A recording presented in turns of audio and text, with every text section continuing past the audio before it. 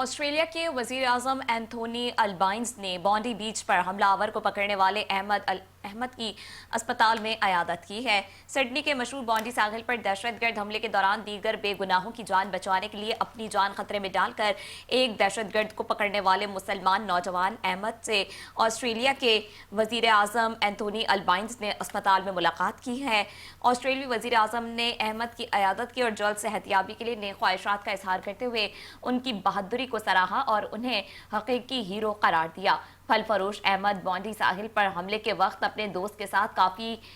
کافی پینے آئے تھے، جبکہ اچانک حملہ ہوتے دیکھ کر وہاں پارک کی گئی گاڑیوں کے پیچھے چھپے اور موقع ملتے ہی ایک حملہ آور کو دبوچ لیا۔ اس دوران وہ 2 گولیاں لگنے سے زخمی بھی ہوئے تھے، جنہیں فوری طور پر اسپتال منتقل کیا گیا تھا، جہاں سرجری کر کے ان کے جسم سے 2 گولیاں نکال دی گئی ہیں اور ڈاکٹرز کے مطابق اب ان کی حالت تسلی بخش ہے۔ احمد اپنے اس کارنامے کے بعد دنیا بھر میں چھائے ہوئے ہیں اور سربراہان مملکت سمیت اقوام عالم ان کی بہادری کو سراہتے ہوئے انہیں ہیرو کا خطاب دے رہے ہیں۔